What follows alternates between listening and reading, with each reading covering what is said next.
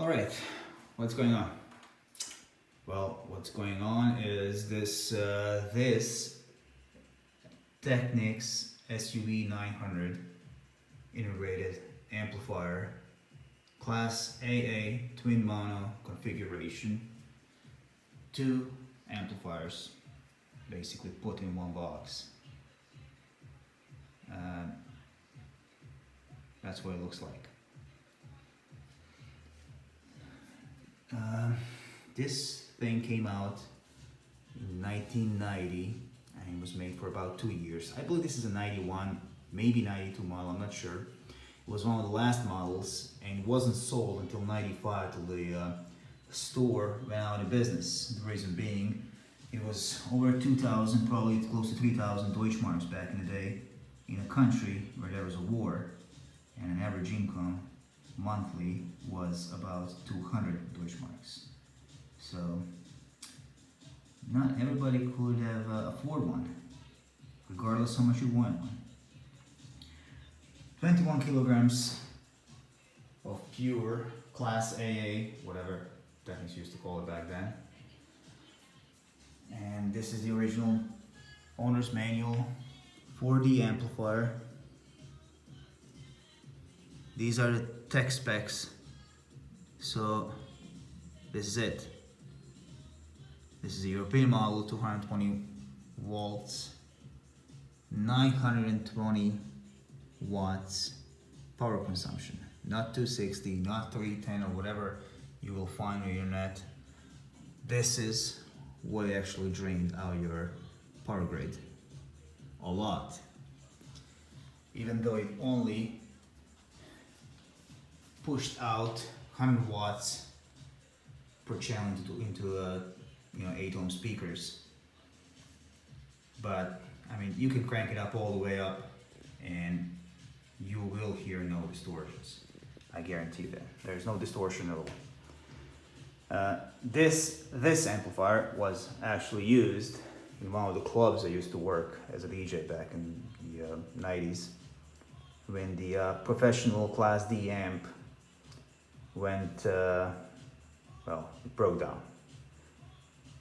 And we actually put this thing in, and this thing had no problems running the very high efficient JBL professional series speakers. And I guarantee nobody could hear the difference. The sound was probably even better. I also got this DAT professional tape deck. This was the format, just like any other, that never actually, kind of catch up, and it went down to history. So you can probably see these things and find them in some technical museums. This one is also in really good shape. Digital reference series is what they used to call it back then, and this very model was usually sold together in the set with the SU-MA10, I believe was the designation for the amplifier. That was basically this amp minus all these tone controls and whatnot, plus DAC, digital to analog converter. Everything else was about the same. I also have a DCC deck here, RS-DC10, which is the successor to the successful RS-DC. I'm sorry, this is the RS-DC8, successor to the RS-DC10, kind of backwards, I don't know why. Very nice deck, was only made in 94. Some sources say 95 as well, I don't know. But it wasn't in production for a long time. The reason being also the format that just didn't see the next day. Basically, it was a very short thing.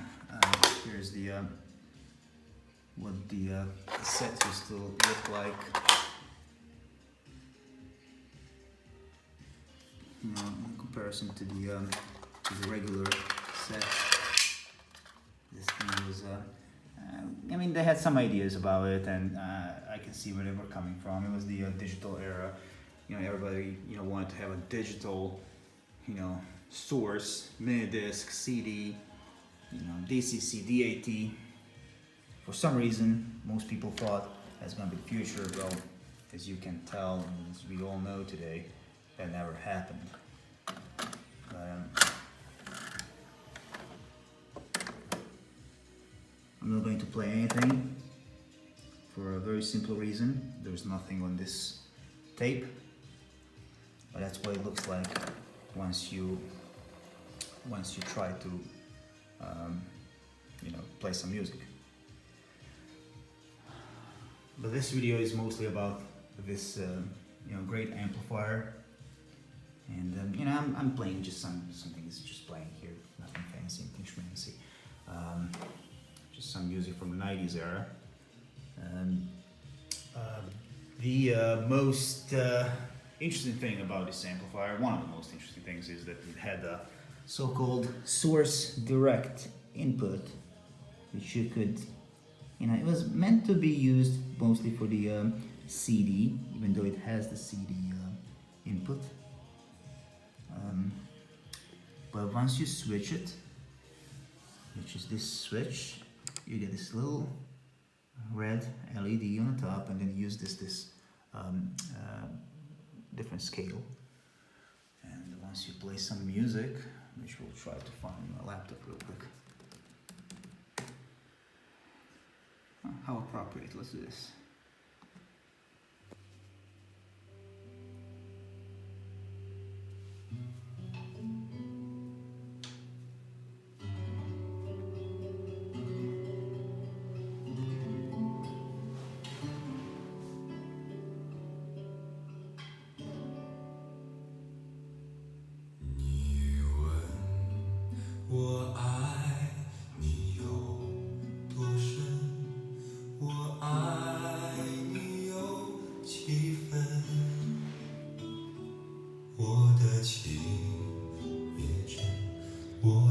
I'm just gonna show you the back of it.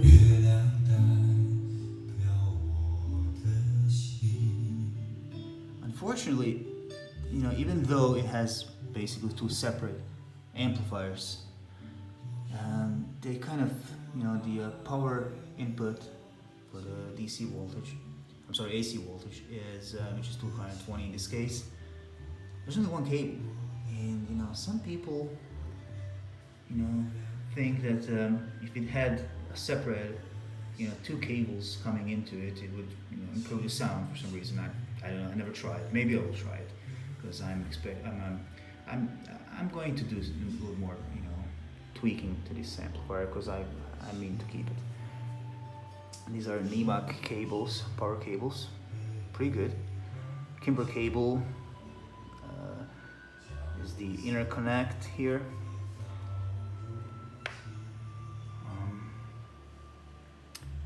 And speaker cables are nothing fancy. I think it's an AudioQuest, just, you know, regular, and some, you know, Yamaha speakers. Just something I, you know, improvise real quick just to set up so I can play music on it and show you guys. But I will make more videos and talk more about this amplifier in particular. You know, and the reason I'm doing this video is because there isn't that many videos about it. There's a lot, not much information, and a lot of wrong info online about this very component. You know, it's significantly larger than, you know, standard, as you can tell, the standard components. So it's a great amplifier, really good. There's a lot of things that people talk about that is not true or somewhat true, so we can talk about that as well. Like they say, you know, there's noisy switches and all that. I've never experienced that with this thing. You know, sound, yes, you know, it's lacking in the lower end, I admit that.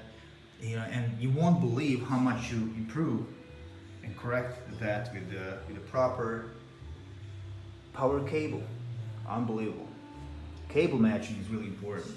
I didn't believe in that till I started messing around with it. So, also this thing has different output transistors. Those have been replaced.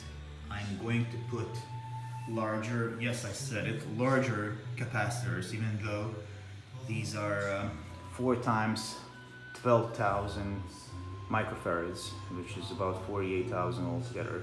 So I'm going to use the larger ones that Technics used to make, which are 15,000. So get bumped up to 60,000.